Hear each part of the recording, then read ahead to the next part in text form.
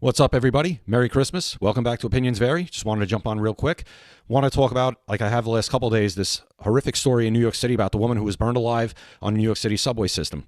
Now, there's a lot of things that could be talked about here. We're going to talk about right now about what the response was, not only from the police, but from the people standing around who on video looked like they just walked by and watched this woman burn to death and didn't make really any kind of concerted attempt to try to put that fire out. Well, I don't like Monday morning quarterbacking the police. As you know, I was one for 25 and a half years. Sometimes things on video can be deceiving, taken out of context. I will say in this case, before we know all the facts of everything that went on there, the response, what they were told, what they walked up upon, we saw, it's not a good look. At the very least, it's not a good look, and there needs to be an explanation. That aside, this is a national story. Anyway, it is on social media. It doesn't seem to be a national story when it comes to the major news networks. CBS is the only news network that seems to have covered this story, and in that story, they mention nothing about the immigration status of this person who allegedly set this woman on fire. The media could have a field day on this story with the police response, a field day. And if this was any other story, they would be reporting on it normally, which would be crushing the police response, questioning every aspect of it. Why didn't they do this? Why didn't they do that? It would be on full display. But it's not. You know why? Why do you think? Think about it for a minute. Put in the comments why you think nobody on the national mainstream news is covering this story. Why? I'll tell you why.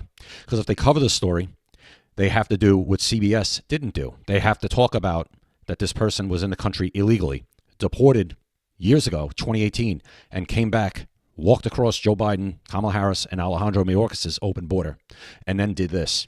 Set a woman on fire who was just asleep on a subway. This is the type of thing that turns a blue state like New York red.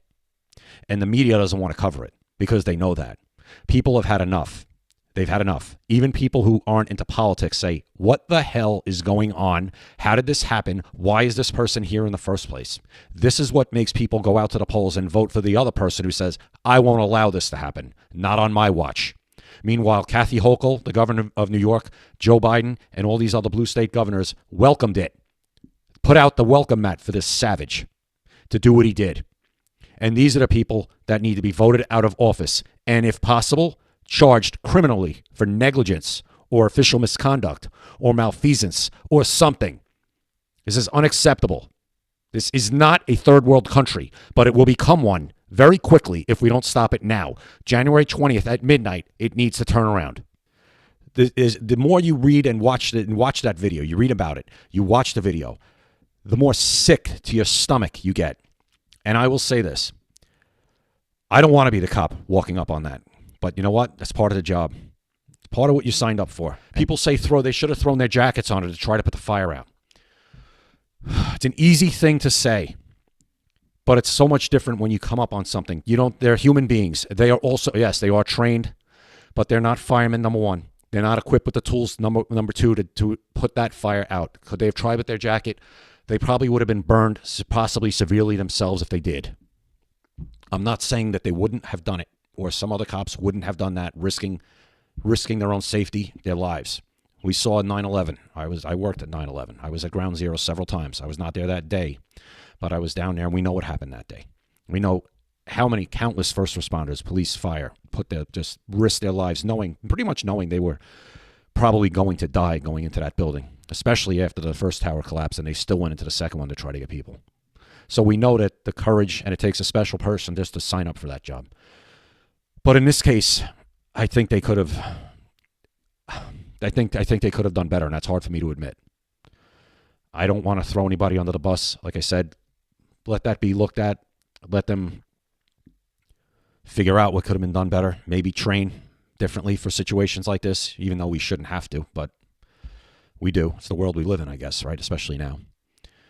So I know I'm rambling on, but it is a very difficult thing for me as someone who supports the police 110%.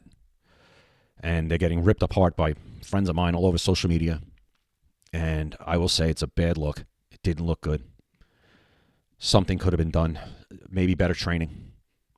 Maybe more access to fire retardant equipment in the subway. I know they say there's a fire extinguisher in every car. Maybe there wasn't. This is New York City. Sometimes things are missing. Things aren't put where they're supposed to be. You think the fire extinguisher's there, it's not there. I don't know. That's something that needs to be investigated and figured out. But this is such a horrific situation. I know there's a story out now about who this woman is, and people are saying it's a hoax. It's not there. This woman that they're identifying and putting all over social media is not the woman who was burned. Maybe the police are trying to locate a next of kin. A lot of people saying it was a homeless person. It could be difficult to find a next of kin before they put the name out. But it should never have happened in the first place. This person never should have been here. And like I said, this is something that could change a state politically. And that's why the media is not reporting on it. That was really my point of this whole video. And I know I got off on a tangent, but that's the point. They're not reporting on this because they don't want to. And it's a disgrace. The media in this country is a disgrace. This is just another example of it. So you guys tell me what you think in the comments. I know I rambled on, but it's just something that's bothering me. So I'm sure it's bothering a lot of you too. Let me know what you think. I appreciate you watching. Merry Christmas again. Hope you enjoy the rest of your day. We'll see you next time right here at Opinions Vary. Opinions vary.